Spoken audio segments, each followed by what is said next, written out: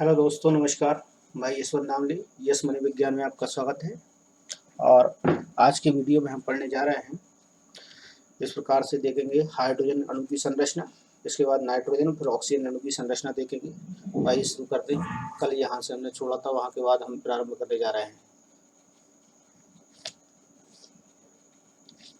Structure में आपको दिखाई दे रहा होगा, हाइड्रोजन का परमाणु है, साथ साथ में दूसरा हाइड्रोजन का परमाणु है। दोनों हाइड्रोजन के परमाणु आपस में संयोजित होकर या उनकी भारी कक्षाएं ओवरलैप हो जाती है। यहाँ पर ये दिखाई गई है, भारी कक्षाएं ओवरलैप हो जाती है, जिनसे इनके इलेक्ट्रॉन के बीच में आ जाते हैं।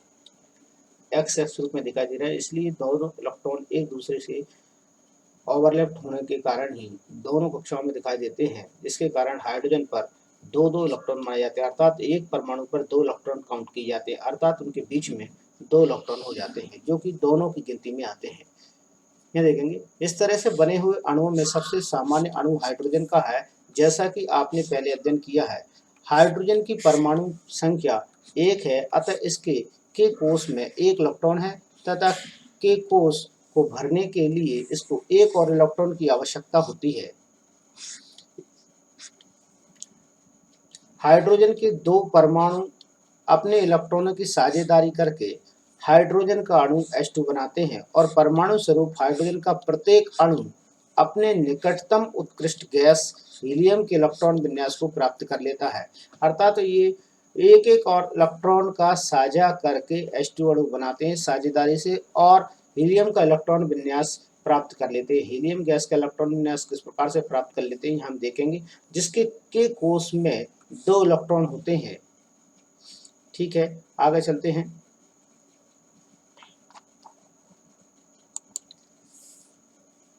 मैं आपको हीलियम के इलेक्ट्रॉन विन्यास के बारे में बता रहा हूं कि हीलियम में किस प्रकार से उसमें उत्कृष्ट गैस विन्यास प्राप्त की संरचना होती है, वो दिखाई देती है, वो आपको दिखाई देगी। हीलियम, इसका परमाणु क्रमांक आप देखना चाहेंगे तो इसका परमाणु क्रमांक 2 है, और ये दूसरे नंबर में आवर्त सारणी में बैठा हुआ है।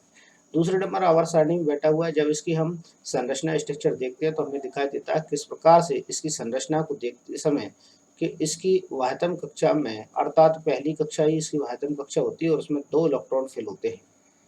यहाँ आप देखेंगे किस प्रकार से, ये मैं आपको सर्कल बना कर बता रहा हूँ। तो ये इसकी पहली कक्षा है और यही इसकी अंतिम कक्षा है जो आपको नजर आ रही है। बीचों बीच सेंटर में इसका नाविक है, और ये नाविक को मैंने यहाँ पर बनाया है, और मैं यहाँ पर कोशिश कर रहा हूँ इसे बनाने की अगले कलर से। तो बीचों बीच में जो नाविक है वो मैंने बना दिया है, एक मैं पी प्रोटॉन ग्रीन रंग से बना दिया है और एन न्यूट्रॉन बना दिया है ग्रीन रंग से। ठीक, इसकी जो पहली कक्षा है उसमें दो इलेक्ट्रॉन है, एक ये है और एक ये है, अर्थात इसकी जो कक्षा है उसमें दो इलेक्ट्रॉन है और पहले कोष में केवल दो इलेक्ट्रॉन ही भरे जाते हैं। तो ये एक प्रकार से उत्कृष्ट गैस है। उत्कृष्ट गैस है होने के कारण इसका विन्यास भी आपको उत्कृष्ट गैसा ही दिखाई देगा, क्योंकि इसके कोष पूरी तरह भरे हैं और पहली कक्षा में दो इलेक्ट्रॉन होना चाहिए, तो इसकी पहली कक्षा में दो इलेक्ट्रॉन ही सम्मिलित हैं। यहाँ हम देखेंगे कि हाइड्रोजन भी इसी प्रकार से संरचना में जुड़ना चाहता है, इसी प्रकार की संरचना प्राप्त करना चाहता है, क्योंकि हाइड्रोजन की वाह्यतम कक्षा में एक ही इलेक्ट्रॉन होता है।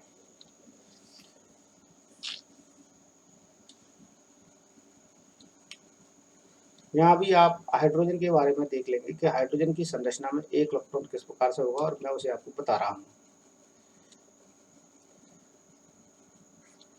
ये मान लीजिए हाइड्रोजन परमाणु है। हाइड्रोजन परमाणु का परमाणु क्रमांक 1 है, और हाइड्रोजन परमाणु का परमाणु क्रमांक 1 होने के साथ साथ आप ये देखेंगे इसके नाभिक में ये P और प्रोटॉन P और न्यूट्रॉन N बैठा हुआ है, और परमाणु क्रमांक 1 होने के कारण इसकी वाह्यतम कक्षा में एक ही इलेक्ट्रॉन है, जबकि अभी हम देख चुके थे कि हीलियम की वाह्यतम कक्षा में दो इलेक्ट्रॉन थे। जस्ट अब एक और हाइड्रोजन का परमाणु यदि हम लेते हैं, एक और हाइड्रोजन का परमाणु जब हम लेंगे, तो एक और हाइड्रोजन के परमाणु लेने पर, जैसे आप एक और हाइड्रोजन का परमाणु लेना चाहें तो यहाँ पर एक और हाइड्रोजन का परमाणु हम लेंगे, तो उसकी वाह्यतम कक्षा में भी हमें एक ही इलेक्ट्रॉन मिलेगा, और ये एक इलेक्ट्रॉन जब उसमें होता है तो दो इलेक्ट्रॉन को पूरा करने के लिए, अपनी साझेदारी को पूरा करने के लिए यहाँ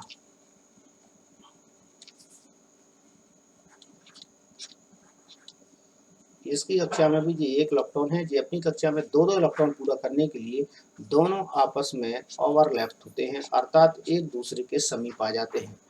जब ये दोनों एक दूसरे के समीप आते हैं, समीप आने के कारण इनकी कक्षाएं ओवरलैप हो जाती हैं, जो आप यहाँ देखेंगे नीचे।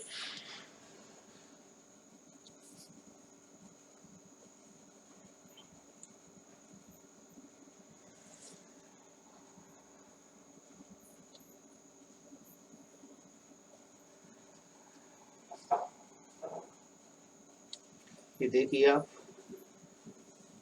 इसमें आपको दिखाई देगा कि दोनों हाइड्रोजन परमाणु आपस में एक दूसरे की कक्षा को ओवरलैप कर रहे हैं और इनके इलेक्ट्रॉन आपको बीच में दिखाई देंगे। एक हाइड्रोजन यहाँ और दूसरा हाइड्रोजन परमाणु यहाँ है।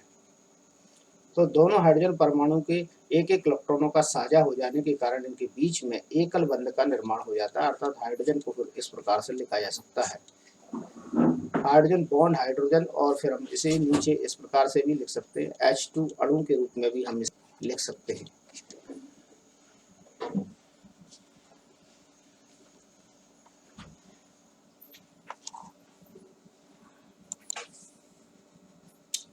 यहाँ देखेंगे आप, इलेक्ट्रॉनों के सहभागी युग्म हाइड्रोजन के दो परमाणु के बीच में सहसंयोजी आबंध बनाते हैं। ये आपको यहाँ दिखाई दे रहा है।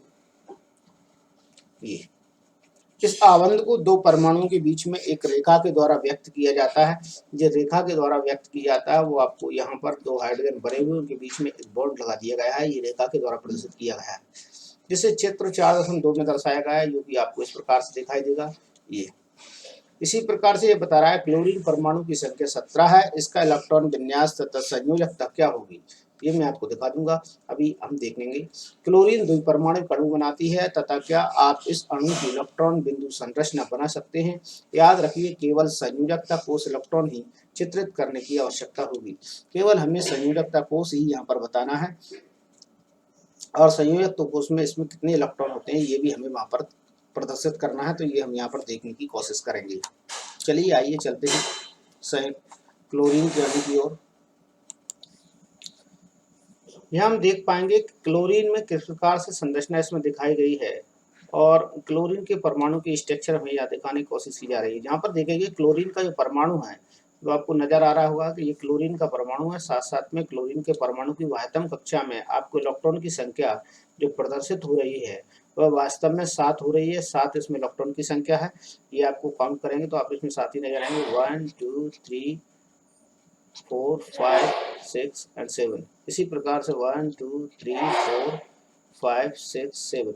यदि आप इनका इलेक्ट्रॉन विन्यास देखना चाहें तो आप इनका इलेक्ट्रॉन विन्यास भी आप इसे सरलता से देख सकते हैं। इनका इलेक्ट्रॉन विन्यास भी आपको पता होना चाहिए। यदि आप देखेंगे तो पहली कक्षा में 2 इलेक्ट्रॉन भरे जाएंगे, दूसरी कक्षा में इसमें आप 8 इलेक्ट्रॉन फिल होंगे, और तीसरी कक्षा में आपको इसमें देखेंगे 7 इलेक्ट्रॉन फिल होते हैं इसमें, अर्थात 1 इलेक्ट्रॉन की कमी होती है। यदि 1 इलेक्ट्रॉन इसमें ऐड हो जाए तो ये उत्कृष्ट गैस विन्यास प्राप्त कर लेता है, 2 8 8, अर्थात वाह्यतम कक्षा में भी 8 इलेक्ट्रॉन इसके हो जाते हैं। यहाँ ये देखने के लिए, ये ऐसा करने के लिए क्लोरीन के दोनों परमाणु आपस में संयोजित हो जाते हैं, अर्थात उनकी वाह्यतम कक्षा ओवरलैप हो जाती है, जिसके कारण उनका वाह्यतम कक्षा का एक एक इलेक्ट्रॉन यहाँ पर संयोजी इलेक्ट्रॉन के रूप में कार्य करते हुए एक दूसरे की कक्षा में ओवरलैप होने के कारण ही ये एक एकल बंध का निर्माण कर लेते हैं। तब यहाँ पर हमें ये एकल बंध इस प्रकार से नजर आता है, कुछ आप इसे देखेंगे तो आपको नजर आएगा।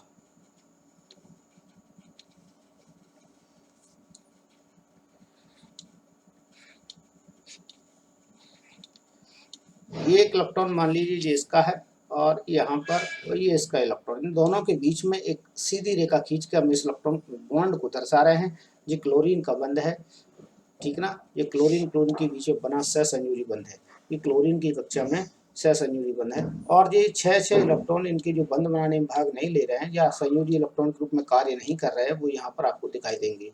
केवल एक ही इलेक्ट्रॉन संयोजी इलेक्ट्रॉन के रूप में कार्य करता है इसका, ठीक, जो कि बंध बनाने में भाग लेता है, ठीक, ये आप देख पा रहे हैं। ये है क्लोरीन का अणु।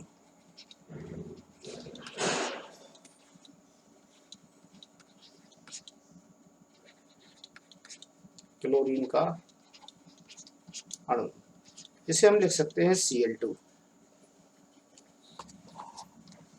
आगे चलते हैं। अभी हमने यहाँ पर देख चुके हैं कि क्लोरीन के अणु वास्तव में बाह्यतम कक्षा में जिनके 7-7 इलेक्ट्रॉन होते हैं, और इस अणु की इलेक्ट्रॉन बिंदु संरचना हमने बना ली है। संयुक्त कोष इलेक्ट्रॉन ही हमने इसमें चित्रित किया था। इसी प्रकार से बोल रहा है आगे, तो ऑक्सीजन के 2 परमाणुओं के बीच द्वि आबंध बनाना दिखाई देता है। इसीलिए ऐसा होता है क्योंकि ऑक्सीजन के परमाणु के एल कोष में 6 इलेक्ट्रॉन होते हैं और ऑक्सीजन की परमाणु संख्या 8 है, तथा इसे अष्टक पूरा करने के लिए 2 और इलेक्ट्रॉन की आवश्यकता होती है। अतः ऑक्सीजन का प्रत्येक परमाणु अन्य 2 परमाणुओं के साथ 2 इलेक्ट्रॉनों की साझेदारी करता है। अर्थात एक ऑक्सीजन का परमाणु अन्य 2 ऑक्सीजन के परमाणु के साथ में इलेक्ट्रॉनों की साझेदारी करके एक द्विसह संयोजी बंध बनाता है। वो आप यहाँ पर देख पाएंगे किस प्रकार से वो द्विसह संयोजी बंध यहाँ पर बनाता है। यहाँ आपके सामने दिखाए गए हैं ये 2 ऑक्सीजन के परमाणु मॉडल के रूप में मैं आपको परमाणु ले रहा हूँ। तो सबसे पहले ऑक्सीजन के परमाणु की बात कर लें। ये ऑक्सीजन का एक परमाणु है, ये दूसरा परमाणु है, ठीक है ना। ऑक्सीजन का परमाणु क्रमांक 8 है और ये 8वें नंबर पर आवर्त सारणी में बैठा हुआ है। तो सबसे पहले इसमें हम देखते हैं कि पहली प्रोटॉन और न्यूट्रॉन इसमें बीचों बीच में रहेंगे, इसमें भी प्रोटॉन और न्यूट्रॉन बीचों बीच में रहेंगे, जिसका नाभिक कहलाएगा। इसके बाद यहाँ हम देखेंगे फर्स्ट लेयर इसकी देखते हैं। तो पहली कक्षा में इसमें 2 इलेक्ट्रॉन सम्मिलित हैं, तो इसमें ये 2 इलेक्ट्रॉन सम्मिलित रहेंगे पहली कक्षा में, ये देखिए आप। और दूसरी कक्षा में इसमें 6 इलेक्ट्रॉन सम्मिलित होना है, तो वो 6 इलेक्ट्रॉन यहाँ सम्मिलित रहेंगे, वो आप यहाँ देख पाएंगे। ये एक, ये दूसरा, ये तीसरा, चौथा, पांचवा और ये छठा। इस प्रकार से यहाँ पर भी मैं इस प्रकार से 6 इलेक्ट्रॉन इसमें बना देता हूँ, जो आपको दिखाई देंगे। 5 हुए हैं, ये 6। अब यहाँ हम देख पा रहे हैं कि इसे अपना अष्टक पूरा करने के लिए बाह्यतम कक्षा में 8 इलेक्ट्रॉन पूरे करने, अर्थात 2-2 इलेक्ट्रॉन और ऐड करना होना चाहिए, तब जाकर इनकी बाह्यतम कक्षा में 8 इलेक्ट्रॉन हो पाएंगे। तो 2 इलेक्ट्रॉन ये लेने की बजाय यहाँ पर अभी संयोजन चल रहा है इनका, तो 2-2 इलेक्ट्रॉनों का ये साझा कर लेते हैं। साझा करने के लिए यह है कि इनकी कक्षाओं में ओवरलैप्शन हो जाता है, अर्थात ये 2-2 इलेक्ट्रॉनों का साझा करके इन इलेक्ट्रॉनों को साथ में ले लेते हैं। वो कक्षाएं इनकी क्या हो जाती हैं, ओवरलैप्ड हो जाती हैं। ये आप अभी देखोगे। यहाँ देख पा रहे होंगे आप कि दोनों कक्षाओं के बाह्यतम कोश आपस में ओवरलैप्ड हो गए हैं। यहाँ पर इनमें के बीच में जो है 2 इलेक्ट्रॉन इस हाइड्रोजन परमाणु के आपस में और 2 इलेक्ट्रॉन इस हाइड्रोजन परमाणु के, सॉरी ऑक्सीजन परमाणु के, इनकी बात कर रहा हूँ। एक ऑक्सीजन का परमाणु, ये दूसरा ऑक्सीजन का परमाणु, इनके 2-2 इलेक्ट्रॉन ही यहाँ पर ओवरलैप्ड जो कक्षाएं हैं, भारी कक्षाएं, उनमें दिखाई दे रहे हैं। शेष जो 6 इलेक्ट्रॉन में से शेष जो 4 इलेक्ट्रॉन थे, जो कि इनके ऊपर यहाँ पर दिखाई दे रहे हैं, जो कि सह संयोजन में भाग नहीं ले रहे हैं। अब नेक्स्ट कंडीशन में आप इन्हें इस प्रकार से देख पाओगे कि ये 2-2 इलेक्ट्रॉन के कारण ऑक्सीजन में द्विसंयोजी बंध बनता है। यह द्विसंयोजी बंध ऑक्सीजन में डबल बॉन्ड के नाम से जाना जाता है, और इसे हम इस प्रकार से लिख सकते हैं, O2 के रूप में भी हम इसे लिख सकते हैं। इसे O2 का अणु भी हम कहते हैं, या ऑक्सीजन का अणु भी हम कहते हैं।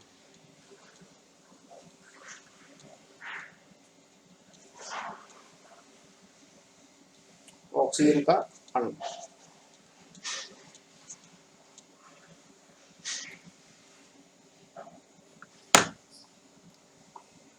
आगे हम कल के वीडियो में नेक्स्ट कार्बन की बारे में गुणों को देखेंगे, और उसमें मेथेन की स्ट्रक्चर अर्थात मेथेन की संरचना को देखते हुए सहसंयोजी बंध को समझने का प्रयास करेंगे। किस प्रकार से उसमें सहसंयोजी बंध पाए जाते हैं मेथेन की स्ट्रक्चर में।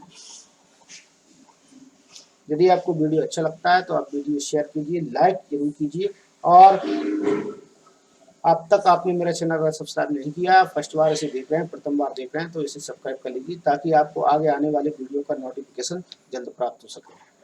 इसके लिए आपको बेल आइकन को प्रेस करना ना भूलें।